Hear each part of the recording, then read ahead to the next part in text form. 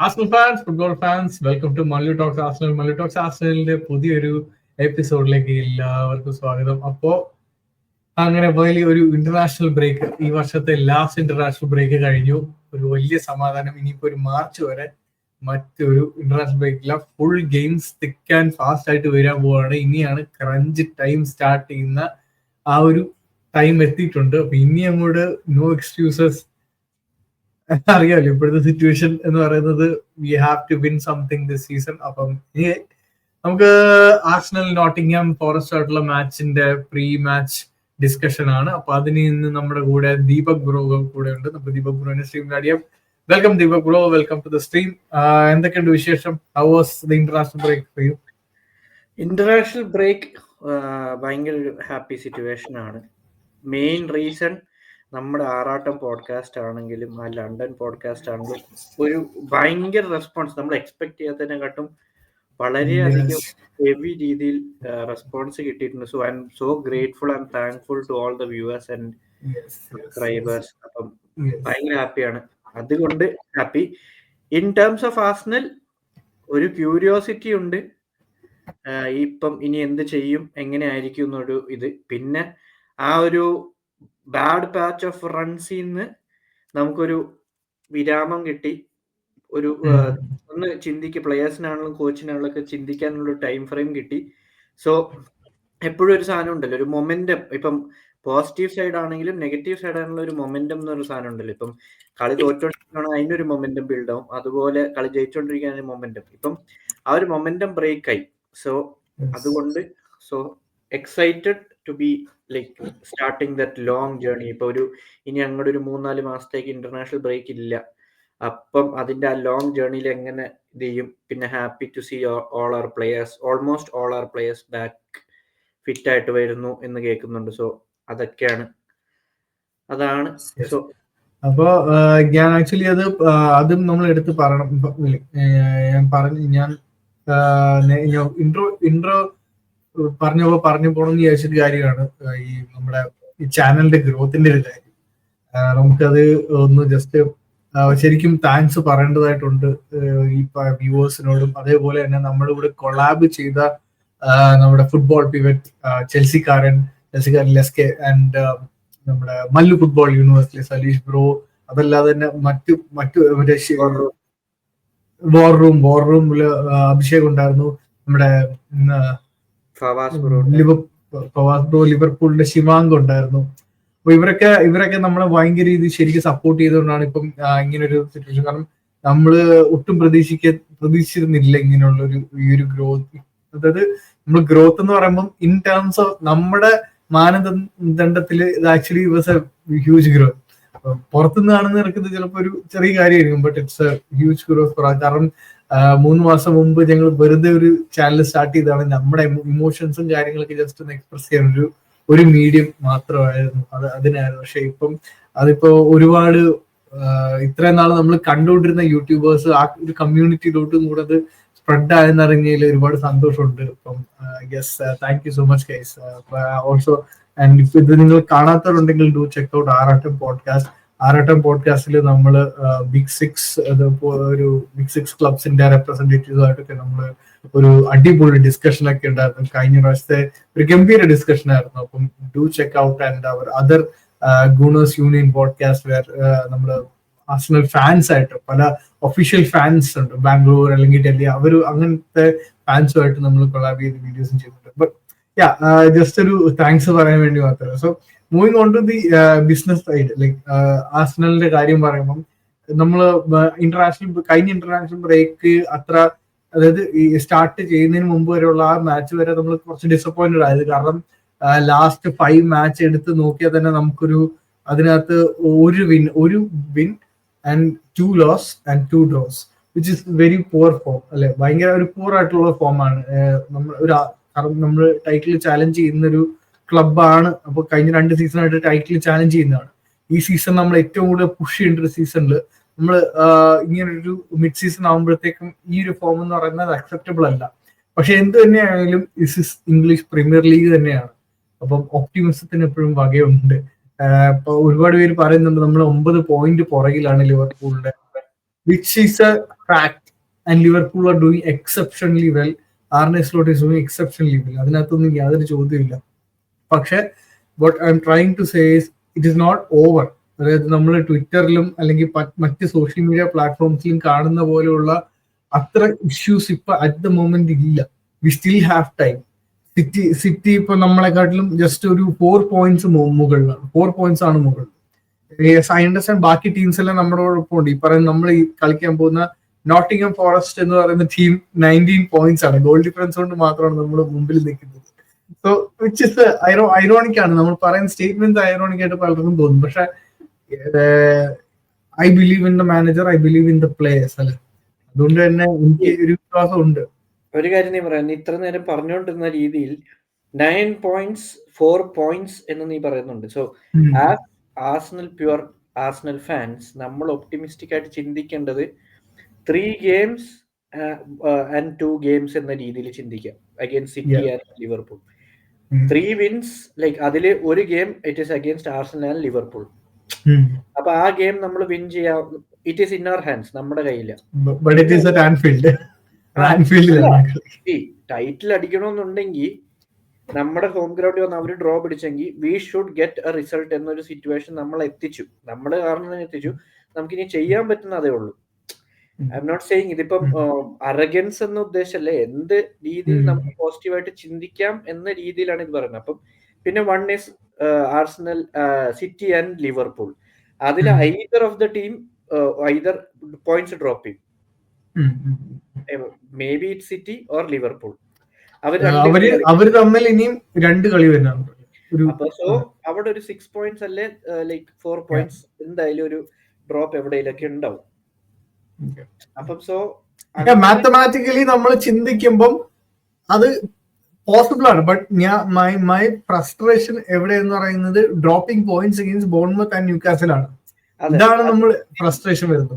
Literally അതിപ്പം ഞാൻ പറയട്ടെ, ഇപ്പം ഇങ്ങനെ ഫ്രസ്ട്രേഷൻ എടുക്കാൻ നിന്ന് കഴിഞ്ഞാൽ കഴിഞ്ഞ സീസണിൽ ഞാൻ ഫുൾഹാം വെസ്റ്റ് ഹാം ഡ്രോപ്പ് ചെയ്ത് ഫ്രസ്ട്രേറ്റഡ് ആവണം, ആസ്റ്റൺ വില്ല ഡ്രോപ്പ് ചെയ്ത് ഫ്രസ്ട്രേറ്റഡ് ആവണം. അങ്ങനെ ഫ്രസ്ട്രേറ്റഡ് ആയിട്ടിരുന്ന അതിനെപ്പറ്റി മാത്രം ചിന്തിച്ചുകൊണ്ടിരുന്നു കഴിഞ്ഞാൽ ഫ്രസ്ട്രേഷൻ മാത്രമേ ഉണ്ടാവുള്ളൂ. ബട്ട് നമ്മളിപ്പോ കൺസിഡർ ചെയ്യുന്ന ഇപ്പൊ ബാഡ് പാച്ചിലാണ് നമ്മൾ, ഇല്ലെന്ന് ഞാൻ പറയുന്നില്ല. പക്ഷെ മൂവിങ് ഫോർവേഡ് എന്താണ്, ലൈക്ക് നമ്മൾ മുന്നിലോട്ട് പോകുമ്പോൾ എപ്പോഴും നമ്മൾ അങ്ങനെയാണല്ലോ ചിന്തിക്കുന്നത്. ഇനി എന്താ ചെയ്യാൻ പറ്റും, that is what Arteta should figure out. കാരണം ഇപ്പൊ ആർട്ടറ്റയിൽ കൂടുതൽ പ്രഷർ വന്നിട്ടുണ്ട്. ഔട്ട്സൈഡ് ആണെങ്കിലും എന്തൊക്കെയാണെങ്കിലും ഇപ്പം മീഡിയാസ് ആണെങ്കിലും ആ പ്രഷർ കൂട്ടാൻ നോക്കുന്നുണ്ട്. It's not like he's in a good place എന്ന് പറഞ്ഞാൽ അത്രയും ബാഡ് പ്ലേസും അല്ല. ക്വസ്റ്റ്യൻസ് ചോദിക്കുന്നുണ്ട്. Like people are asking questions. Like even നമ്മളെ പോലുള്ള ഇപ്പം എത്ര ഒപ്റ്റിമിസ്റ്റിക് ഫാൻസ് ആണെങ്കിലും we are asking questions. But doesn't mean that നമ്മൾ ആർട്ടറ്റ ഔട്ട് വിളിക്കണമെന്നോ അല്ലെങ്കിൽ ആർട്ടറ്റ ഔട്ട് വിളിക്കേണ്ട ഒരു സിറ്റുവേഷൻ എന്ന് പറഞ്ഞാൽ എനിക്ക് ചില സമയം ഞാൻ ആലോചിക്കും, നമ്മുടെ റൈവൽ ഫാൻസ് ഒക്കെ ആർട്ടറ്റ ഇങ്ങനെ ക്വസ്റ്റ്യൻ ചെയ്യുമ്പം അപ്പം ആർട്ടറ്റ ഞാൻ ഇപ്പം ഒരു എക്സാമ്പിൾ ഞാൻ പറയാം. ടെൻഹാഗിന്റെ കാര്യം നമ്മൾ പറയുമ്പോൾ റൈവൽ ഫാൻസിനെ സംബന്ധിച്ച് ടെൻഹാഗ് നിൽക്കണോ പോണോ യുണൈറ്റഡിൽ?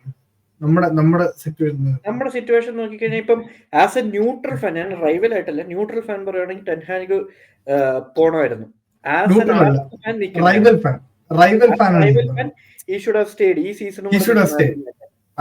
അപ്പോഴാണ് എനിക്ക് ഞാൻ മറ്റുള്ള റൈവൽ ഫാൻസ് നമ്മുടെ മാനേജറിനെ കുറിച്ച് പറയുമ്പോ ആർട്ടറ്റ ട്രോഫി അടിച്ചില്ല so he should be gone എന്ന് റൈവൽ ഫാൻസ് പറയുന്നത് കേട്ടാണ് എനിക്ക് ഒന്ന് കൂടുതൽ നമ്മുടെ ഫാൻസ് ട്രിഗേർഡ് ആവുന്നതെന്ന് എനിക്ക് തോന്നുന്നുണ്ട്. അവിടെ നീ സിമ്പിൾ ആയിട്ട് ചിന്തിച്ചാൽ ആസ് റൈവൽ ഫാൻസ് നമ്മള് ടെൻഹാഗ് നിക്കണം എന്നാണ് പറയുന്നത്. As them being rival fans Arteta പോണം എന്ന് പറയുമ്പോൾ they are scared. മനസ്സിലായി? ആ ഒരു ഡിഫറൻസ് ഇൻ തോട്ട്സ് ഉണ്ടല്ലേ. അവര് സ്റ്റേ ചെയ്യണം എന്ന് പറയുന്നില്ലല്ലോ ആരും. ആർട്ടറ്റ ഷുഡ് സ്റ്റേ എന്ന് ആരും പറയുന്നില്ല. ആർട്ടറ്റ ഷുഡ് ഗോ, ഇനി ഒന്നും ചെയ്യാനില്ല, ഇത്ര എത്തിയുള്ളൂ.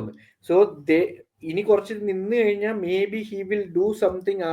Arsenal should not be this great എന്ന് അവർക്കുണ്ട് എന്നും പറഞ്ഞ് we are not that at the peak. അത് ഞാൻ പറയാം, പീക്ക് അല്ല നമ്മൾ. പക്ഷെ കാരണം അവര് കാണുന്നതാണ്, നമ്മളും കണ്ടാണ് പ്രോഗ്രഷൻ. പിന്നെ ട്രോഫി ഇല്ല എന്നുള്ളത് അതൊരു സത്യമാണ്. That is A truth. പക്ഷെ അത് എന്നും പറഞ്ഞുകൊണ്ട് ഇങ്ങനൊരു സിറ്റുവേഷനിൽ നമ്മളൊരാളെ കളഞ്ഞിട്ട് ഇപ്പൊ ആരെ കൊണ്ടുവരും? അപ്പൊ എനിക്ക് ഏറ്റവും ഞാൻ പറഞ്ഞു കഴിഞ്ഞ മാറാട്ടത്തിൽ ഞാൻ പറഞ്ഞൊരു കാര്യം, ഇവര് ആരെ കൊണ്ടുവരുന്ന വെച്ചപ്പോ ഇവര് പറയുന്ന പേര് ഇൻസാഗിയൊക്കെയാണ്. ഞാൻ എന്റെ കിളി പറക്കും ചില സമയത്ത്. എന്താണ് നിങ്ങൾ പറയുന്നത്? ഇൻസാഗിനെ ആർസണലിൽ കൊണ്ടുവരുന്നത് എന്ത് ബേസിസിലാണ് അത് പറയുന്നത് പോലും നമുക്ക് പിടികിട്ടും. ഇപ്പോഴത്തെ ഒരു സിറ്റുവേഷൻ അതായത് ഫാൻസ് അങ്ങനെ ചിന്തിക്കുള്ളായിരിക്കും. 2 ഗെയിംസ് ജയിക്കുമ്പോ മേ ബി ഒരു 4-0 3-0 ഒക്കെ ജയിക്കുമ്പോ കംപ്ലീറ്റ് ഉൾട്ടടിക്കുമല്ലേ വേറെ കാര്യം. അതേ ഞാൻ എക്സ്പെക്ട് ചെയ്യുന്നുള്ളൂ. എനിവേ ഈ ഒരു മാച്ചിലോട്ട് വരുമ്പോ ബ്രോയ്ക്ക് എന്താ പറയാനുള്ളത്? ഈ ഒരു മാച്ച് ചുറ്റുമ്പോ ഇപ്പം കാലഫിയോറി റെഡിയാന്ന് ഞാൻ കേൾക്കുന്നുണ്ട്. Timber is ready to be playing the game. അപ്പൊ ലെഫ്റ്റ് ബാക്ക് റൈറ്റ് ബാക്ക് നമ്മുടെ ഓക്കെ ആയി. സെന്റർ ബാക്സ് എന്തായാലും ടിംബറിന്റെ കാര്യം പറഞ്ഞപ്പോ ഞാൻ ഒരു ഫോട്ടോ എനിക്കത് സ്ക്രീൻ ഷെയർ ചെയ്യാൻ പറ്റും? പറ്റും. എനിക്ക് അറിഞ്ഞൂടാ.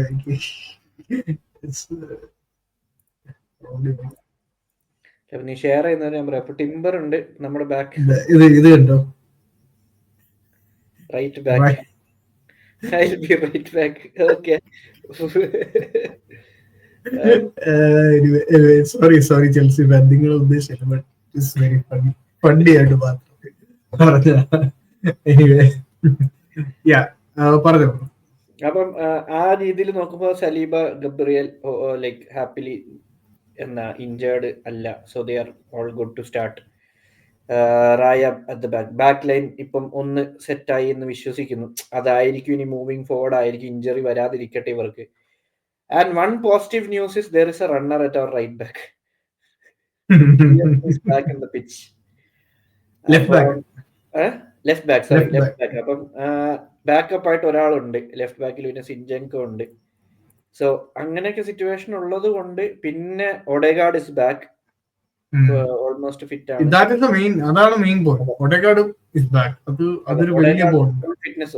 വൺ ഗുഡ് തിങ് ഇസ് അവൻ ഇന്റർനാഷണൽ ബ്രേക്കിന് ഇന്റർനാഷണൽ കളിക്കാൻ പോയില്ല. താങ്ക്ഫുള്ളി നോർവേ കോച്ച് വേണ്ടെന്ന് പറഞ്ഞു. ലൈക്ക് ഈ ഷുഡ് റെസ്റ്റ്.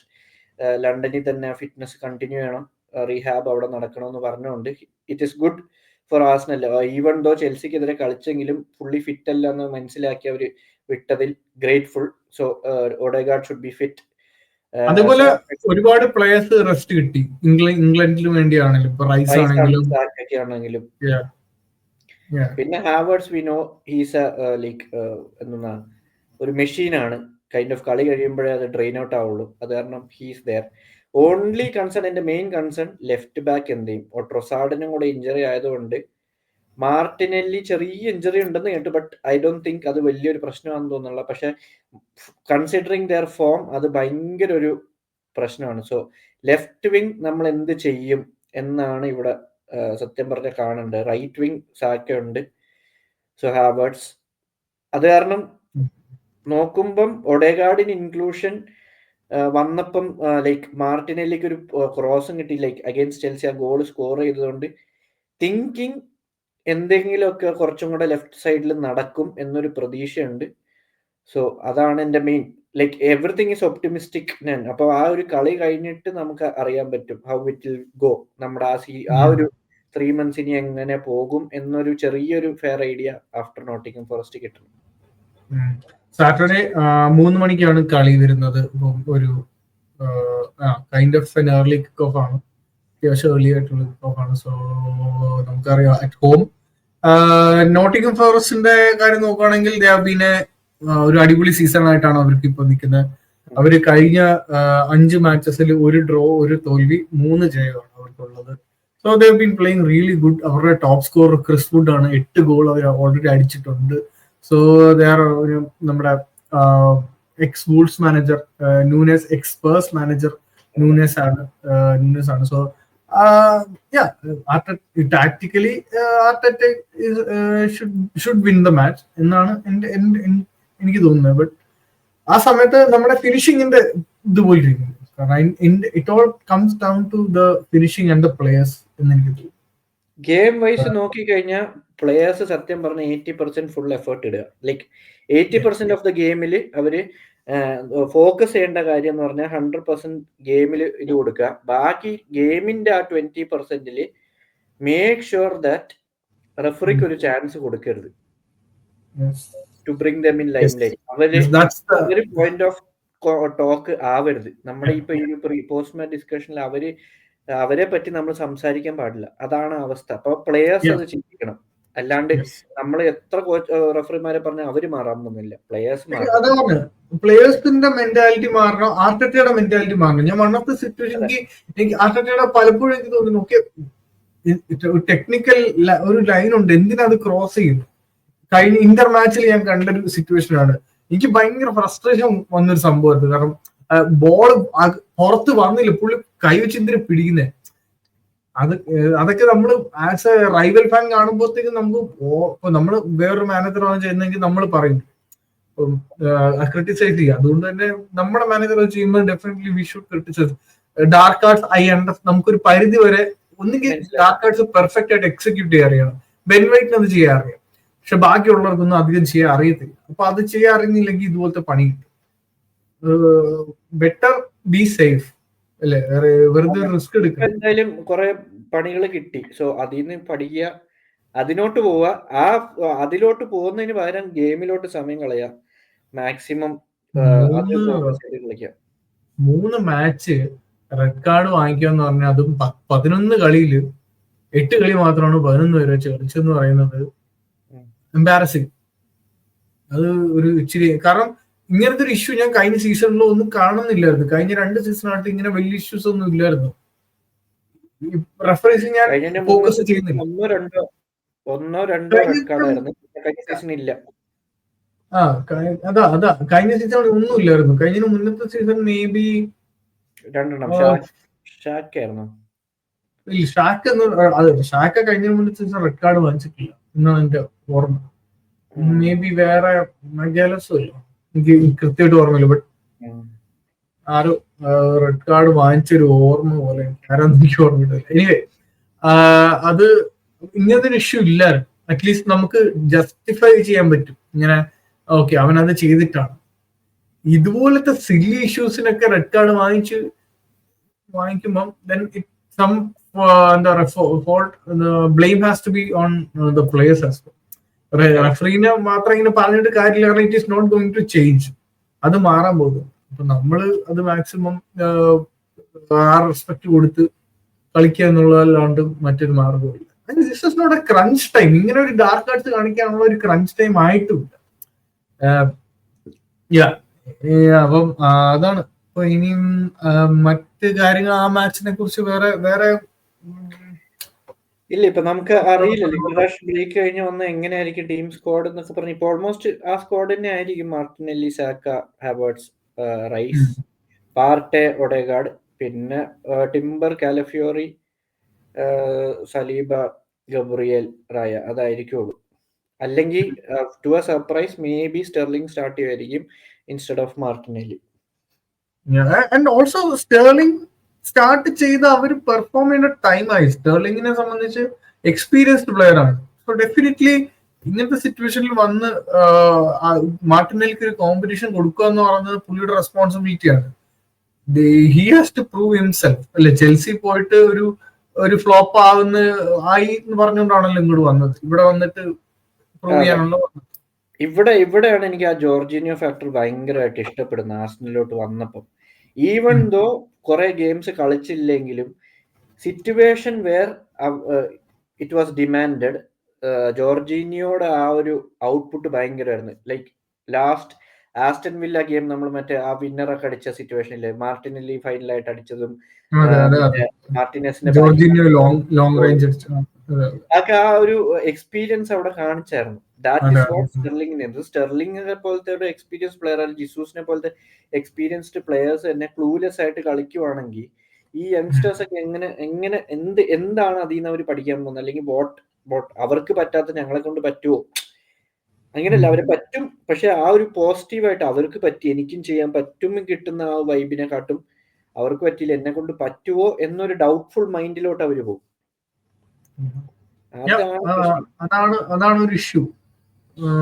ഇത് നമ്മൾ കോൺഫിഡൻസ് ഇല്ല എന്നുള്ളത് ത്രൂ ഔട്ട് ടീമിൽ കാണാനുണ്ട്. ഓൾ ഡിപ്പെൻഡിങ് ഓൺ മറ്റേ സാക്കയുടെ മറ്റേ പാർ പോസ്റ്റ് ബോളിന് വേണ്ടി ഇങ്ങനെ വെയിറ്റ് ചെയ്യുന്ന പോലെയാണ് എനിക്ക് തോന്നുന്നത്. ആൻഡ് പിന്നെ ഒരു സ്റ്റാറ്റ്സ് കണ്ട് നമ്മൾ ഏറ്റവും കൂടുതൽ ലോങ് ബോൾ ഇട്ട ഒരു സീസൺ കൂടെ. ഏറ്റവും എല്ലാം മെജോറിറ്റി ലോങ് ബോൾസ് ആണ്. മറ്റേ ഹാവേർട്സിനെ വെച്ച് കളിപ്പിക്കാനുള്ള ആ ഒരു കൈൻഡ് ഇതാണ് ഒരു ശ്രമിക്കുന്നത്. അപ്പം എനിവേ ഇതൊക്കെയാണ്. ഇനിയിപ്പം മറ്റതിനെ കുറിച്ച്, ഈ ഒരു മാച്ചിനെ കുറിച്ച് വേറെ എന്തെങ്കിലും ഡിസ്കസ് ചെയ്യാനുണ്ടോ? ഈ മാച്ചിനെ പറ്റി ഒന്നും ഡിസ്കസ് ചെയ്യാനില്ല. ലെറ്റ്സ് ഹോപ്പ് നമ്മൾ ജയിക്കും, സിമ്പിൾ ആയിട്ട് ജയിക്കും എന്നൊരു പ്രതീക്ഷയെ തന്നെ പോ. Yes, definitely. അപ്പൊ അങ്ങനെയാണെങ്കിൽ നമുക്ക് ഇന്നത്തെ പ്രീ മാച്ച് ഡിസ്കഷൻ ഇവിടെ അവസാനിപ്പിക്കാം. ആൻഡ് നമുക്ക് സാറ്റർഡേ മാച്ച് കഴിഞ്ഞിട്ട് ഒരു പോസ്റ്റ് മാച്ച് ഒരു വീഡിയോ ചെയ്യുന്നതായിരിക്കും. നിന്റെ അടുത്ത് ഒരു ചോദ്യം ചോദിക്കാം. നിനക്ക് what is your opinion? Ten Hag, രണ്ട് ടോപ്പിക് എനിക്ക് ജസ്റ്റ് ആഡ് ചെയ്യണമെന്നുണ്ടായി. ഒന്ന്, Manchester City extending Pep's contract, അതൊന്ന് ജസ്റ്റ് ടച്ച് പോകുന്നതിന് തന്നെ. പിന്നെ രണ്ടാമത്തെ ആമിറോമിന്റെ like, do you think United ഇതിന് ഈ ഒരു സൈനിങ് കോച്ച് ചേഞ്ചിന് രക്ഷപ്പെടുവോ, അതോ ജസ്റ്റ് മാനേജർ സ്ഥിരം പോലെയുള്ള മാനേജർ ബൗൺസ് ആണോ? I think is promising. അതുപോലെ what are your thoughts on Pep contract extend ചെയ്തിട്ട്? ഓക്കെ, ഫസ്റ്റ് പെപ്പിന്റെ കാര്യം.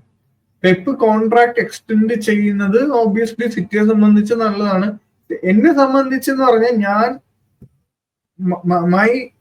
എന്റെ തോട്ട് എന്ന് പറയുന്നത്, ആർട്ടറ്റയ്ക്ക് നമ്മള് ലീഗ് അടിക്കുമ്പോ, ആർസണൽ ലീഗ് അടിക്കുമ്പം പെപ്പ് ഉള്ള ഒരു ടൈമിൽ അടിക്കണമെന്ന് എനിക്ക് ഐഡിയലി കഴിഞ്ഞ സീസൺ ആയിരുന്നു. പെപ്പും ക്ലോപ്പും ഉള്ള ഒരു സമയത്തായിരുന്നു അടിക്കേണ്ടിയത്. അങ്ങനെ ആയിരുന്നെങ്കിൽ ആർട്ടറ്റയുടെ CV will be like on A വേറെ level നിന്നേനെ.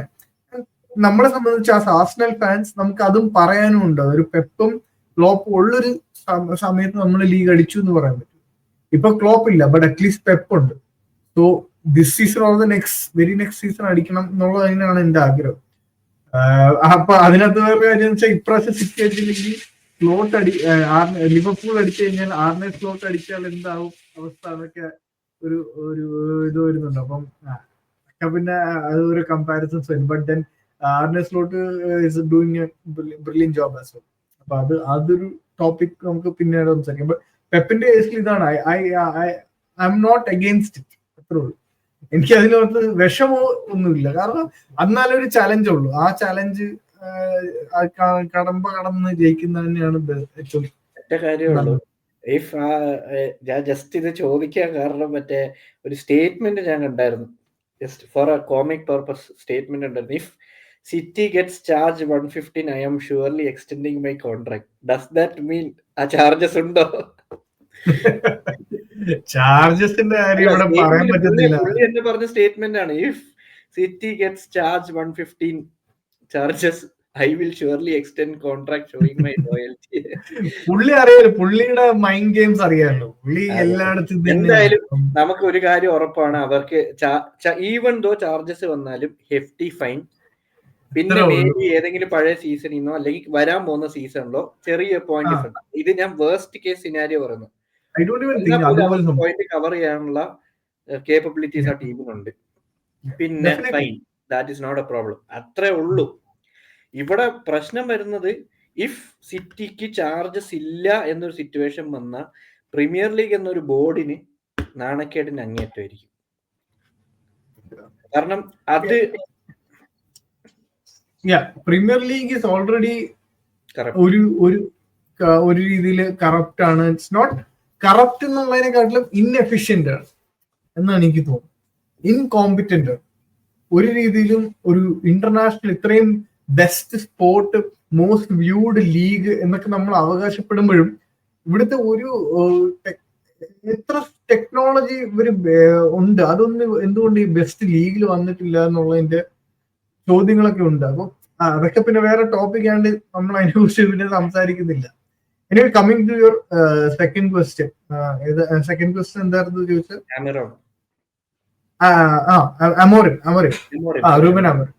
Reuben Amorim to United is എന്നെ സംബന്ധിച്ച് നല്ല ട്രാൻസ്ഫർ ആണ്.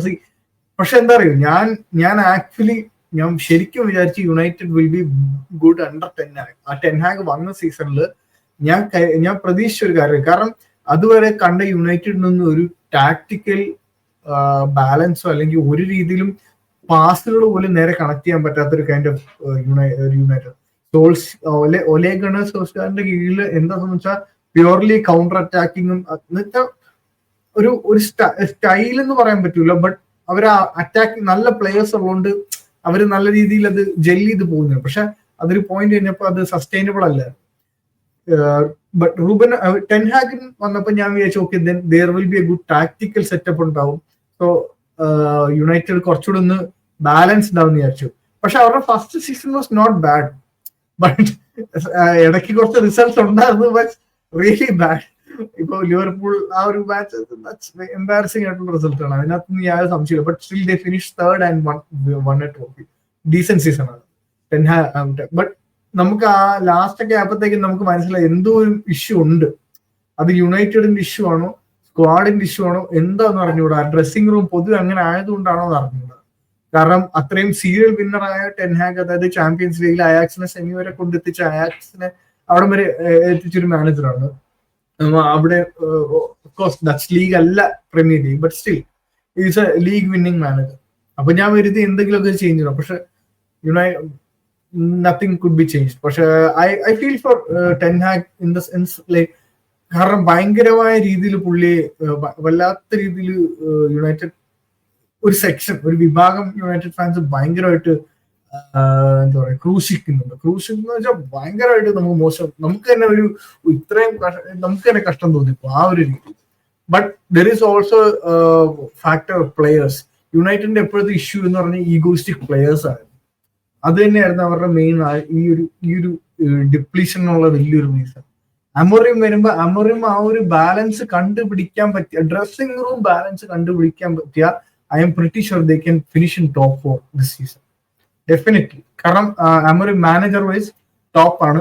3 at the ബാക്ക് ഇപ്പൊ കളിപ്പിക്കേണ്ടത് വളരെ അത്യാവശ്യമാണെന്ന് എനിക്ക് തോന്നുന്നു യുണൈറ്റഡിനെ സംബന്ധിച്ച്. കാരണം അവര് ഡിഫെൻസീവ്ലി ഔട്ട് ഓഫ് ഷേപ്പ് ആയിട്ടുള്ള ടീമാണ് ഇപ്പോൾ. ആൻഡ് ഇങ്ങനത്തെ ഒരു ടാക്ടിക്സും വരുമ്പോൾ may be they can do something. Definitely അവരെന്തായാലും നല്ല കളിക്കും ഫസ്റ്റ് സീസൺ. നെക്സ്റ്റ് സീസൺ എനിക്ക് അറിയില്ല, it depends on the dressing room പുള്ളി മാനേജ് ചെയ്യുന്നു. അതാണ് എനിക്ക് തോന്നുന്നത്. സോ ബ്രോ നിങ്ങൾക്ക് എന്താ തോന്നുന്നത്? എനിക്ക് തോന്നുന്നത് അമോറിമിനൊരു ഐഡിയ ഉണ്ട്, ടെൻ ഹാഗിന് അത് ഇല്ലായിരുന്നു സത്യം പറഞ്ഞു കഴിഞ്ഞാൽ. ലൈക്ക് പുള്ളി വന്നപ്പോ തന്നെ അയാക്സിന്റെ ഫുട്ബോൾ ഇവിടെ കളിക്കാൻ പറ്റില്ല, ആ ഒരു സിറ്റുവേഷൻ ആണ്. പിന്നെ എന്ത് ചെയ്യണം, ഒന്ന് ഈഗോയിസ്റ്റിക് പ്ലേയേഴ്സിന്റെ ഒരു സിറ്റുവേഷൻ, പിന്നെ ആ പ്ലേയേഴ്സിനെ എങ്ങനെ മാനേജ് ചെയ്യണമെന്ന് പുള്ളിക്ക് പറ്റിയില്ല. കാരണം മാനേജ് ക്രിസ്ത്യാനോ റൊണാൾഡോ എന്ന് പറയുന്ന ഒരു വലിയ പ്ലെയറും കൂടെ ഉണ്ടായിരുന്നു, അതും ഒരു വലിയ പ്രശ്നം. അവിടെയൊക്കെയാണ് മാനേജ്മെന്റ് സൈഡിൽ നിന്ന് സത്യം പറഞ്ഞാൽ എനിക്ക് ഏറ്റവും കൂടുതൽ ഫോൾട്ട് തോന്നിയ കാര്യം. കാരണം സിറ്റി ആയിട്ട് കണക്ട് ചെയ്തൊരു ഡീല് വന്നത് കൊണ്ട് മാത്രം, ഈവൺ ഇഫ് ഇറ്റ്സ് ലെജൻഡ്, ആ ഒരു എന്റെ പെർസ്പെക്റ്റീവ് ഞാൻ പറയാം, പുള്ളി ലെജൻഡ് ആയിരുന്നു, ലെജൻഡ് ആണ് യുണൈറ്റഡിന്റെ. പക്ഷെ പുള്ളി മനസ്സാൽ ഇപ്പൊ സിറ്റിയുടെ ഒരു ഇത് ട്രാൻസ്ഫറിൽ താല്പര്യപ്പെടുന്നു എന്നുണ്ടെങ്കിൽ യുണൈറ്റഡ് പോയി ഹൈജാക്ക് ചെയ്യുന്നു പറഞ്ഞാൽ പ്ലെയറിന്റെ concern, player just wanted to move എന്ന സിറ്റുവേഷൻ, ഏത് ക്ലബായാലും കുഴപ്പമില്ല. ആ ലോയൽറ്റി എന്ന് പറഞ്ഞ സാധനം അങ്ങനെ അവിടെ വന്നോ ഇല്ലയോ അത് എനിക്ക് അറിയത്തുമില്ല. അതൊരു റൂമർ ആയിരുന്നു, അതെ കൺഫേം ചെയ്യാനില്ല. റൂമേഴ്സ് കേൾക്കുമ്പോ അങ്ങനെ. പക്ഷെ ആ ഒരു സിറ്റുവേഷനിൽ റൊണാൾഡോ ആയിരുന്നോ വേണ്ടേ, ബട്ട് ഹി പെർഫോംഡ് വെൽ. ആ ഒരു ഫസ്റ്റ് സീസൺ ഭയങ്കരമായിട്ട് നന്നായിട്ട് ചെയ്തു. പിന്നെ കുറെ ഈഗോയിസ്റ്റിക് പ്ലേയേഴ്സ്, ഇപ്പൊ കുറെ സ്റ്റാർ സ്റ്റഡഡ് പ്ലേയേഴ്സ് ഉള്ളപ്പം തമ്മിലുള്ള ഈഗോ ക്ലാഷസ്, അത് ബാലൻസ് ചെയ്യാൻ ടെൻ ഹാഗിന് പറ്റിയില്ല. സോ ആസ് എ കോച്ച് അങ്ങനെ പറ്റാത്ത പ്ലേയേഴ്സിനെ പുള്ളി സെല്ലും ചെയ്തില്ല, അല്ലെങ്കിൽ ബെഞ്ച് ചെയ്തില്ല.